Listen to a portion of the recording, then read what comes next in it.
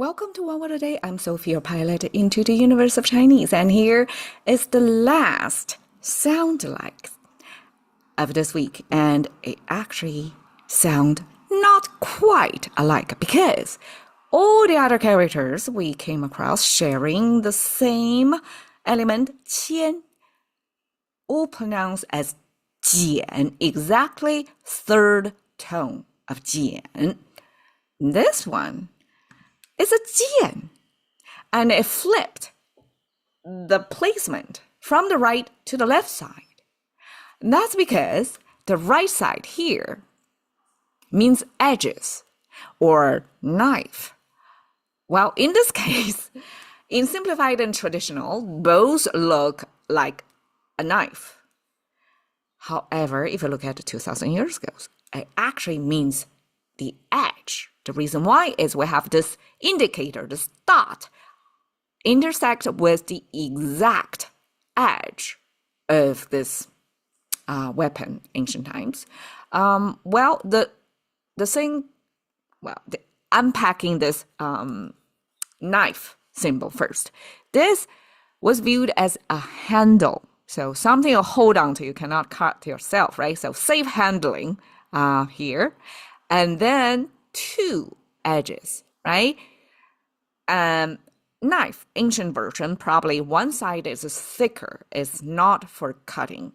Only the other edge that's supposed to be sharp, used as cut. So I guess chopping board, the kitchen knives, the typical knife idea, ancient version.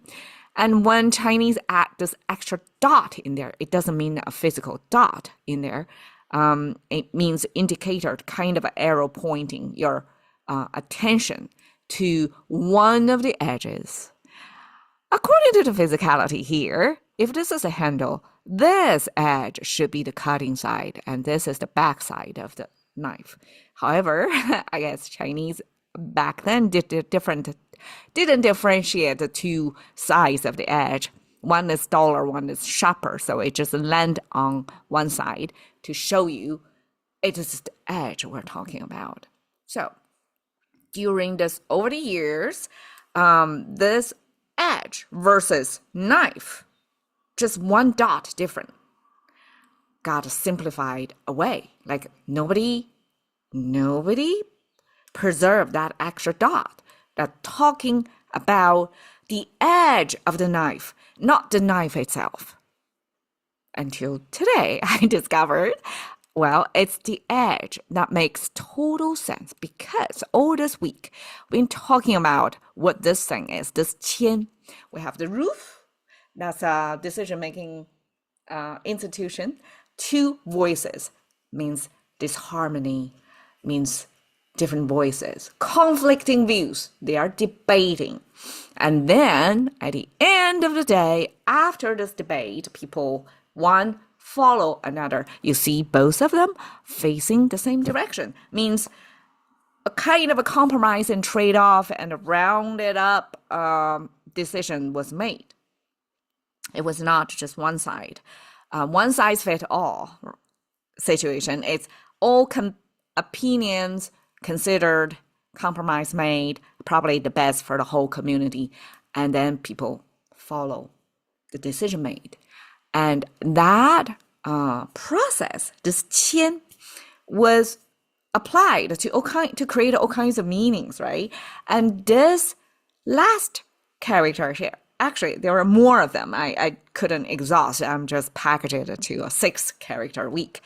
This last one, this jiàn, describe the gathering, coming together from different edges, gathering to one, so that everything point to the same direction. Okay, so it's kind of like differences, right? Two parallel lines, and then come to the same conclusion. Describe this legal process or this legislative couldn't pronounce that, legislative assembly process in ancient society. So this collective decision-making come to the conclusion process applied to the edge of that weapon. And that describe what sword is about, because sword differentiate itself as a weapon of this double edge and the very tip on that. That's the most deadly point on that weapon, versus dao is only one. This one knife or dagger, or dagger probably is also just is a shorter double-edged, but one-edged weapon ancient times, or axe, right? So it's more one-edged versus jiàn is this pointy-edged, and both double-edged come to this pointy conclusion, the most deadly part. Okay, 击剑 is a Chinese translation of fencing. Olympic game, I guess it's a Western tradition.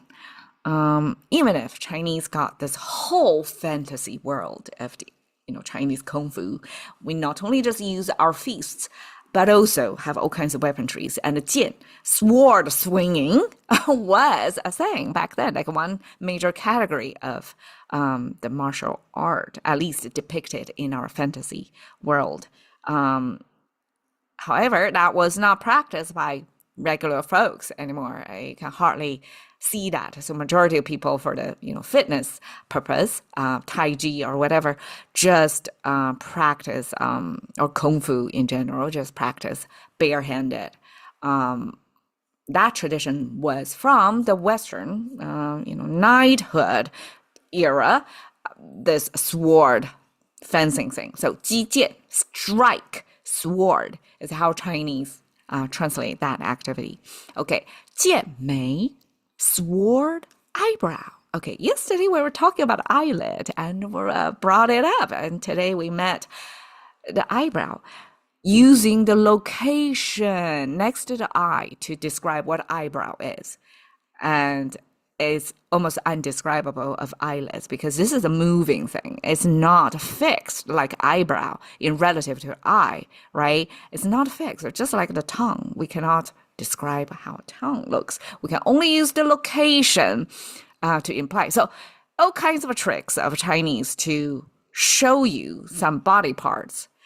And eyebrow here paired with sword means a type of eyebrow that's not like this shape.